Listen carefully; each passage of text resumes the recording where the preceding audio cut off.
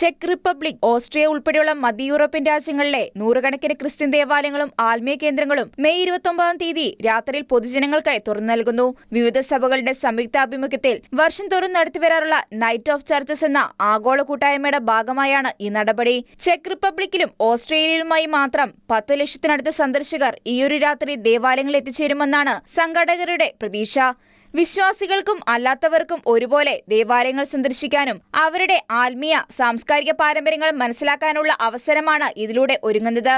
സംഗീത കച്ചേരികൾ, പ്രദർശനങ്ങൾ, പ്രഭാഷണങ്ങൾ, ഗൈഡഡ് ടൂറുകൾ, പ്രാർത്ഥനകൾ എന്നിവയുടെ രാത്രി വൈകുവോളം പരിപാടികൾ നീണ്ടുനിൽക്കും. സാധാരണയായി പൊതുജനങ്ങൾക്ക് പ്രവേശനമില്ലാത്ത പള്ളിഗോപുരങ്ങൾ, ഭൂഗർഭാറകൾ തുടങ്ങിയ ചരിത്ര പ്രാധാന്യമായ സ്ഥലങ്ങളും ഈ രാത്രിയിൽ തുറന്നു നൽകും. ധൈര്യമെന്നതാണ് ചെക്ക് റിപ്പബ്ലിക്കിലും സ്ലോവാക്യയിലും ഇത്തവണത്തെ പരിപാടിയുടെ പ്രധാന പ്രമേയം. ചെക്ക് റിപ്പബ്ലിക്കിൽ ഈ വർഷം പദ്ധതിയുടെ 18-ാം പതിപ്പാണ് നടക്കുന്നത്. കഴിഞ്ഞ വർഷം മാത്രം 4,60,000 സന്ദർശകരും 25,000 വളണ്ടിയർമാരും ഇവിടെ പരിപാടിയുടെ ഭാഗമായിരുന്നു. ഓസ്ട്രേലിയയിൽ കഴിഞ്ഞ 2 വർഷങ്ങളിലും 3 ലക്ഷത്തോളം ആളുകൾ വീതം പങ്കെടുത്തു. വീനയിൽ മാത്രം ഇത്തവണ 1 ലക്ഷത്തിലധികം സന്ദർശകരെയാണ് പ്രതീക്ഷിക്കുന്നത്. ഒരു പോലീസ് ചാപ്പൽ ഉൾപ്പെടെ 170-ലധികം ദേവാലയങ്ങൾ ഇവിടെ പരിപാടികളിൽ പങ്കാളികളാവുന്നുണ്ട്. കൊറിയൻ ഗായക സംഘത്തിന്റെ സംഗീത പരിപാടികൾ മുതൽ പരമ്പരാഗത പ്രാർത്ഥനകൾ വരെ ഇവിടെ ക്രമീകരിച്ചിട്ടുണ്ട്.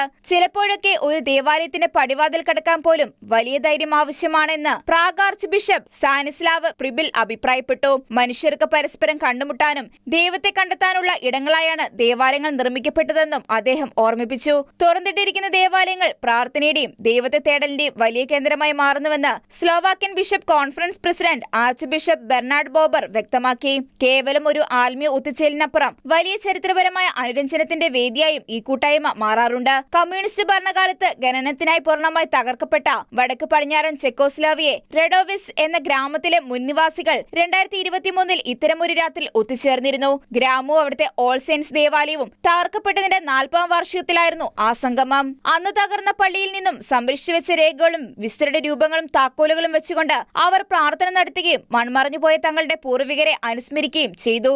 ആ പഴയ ഓർമ്മകളെ തിരികെ പിടിക്കാനുള്ള അടുത്ത വലിയ സംഗമം 2028-ൽ നടത്താനാണ് ഗ്രാമവാസികളുടെ തീരുമാനം.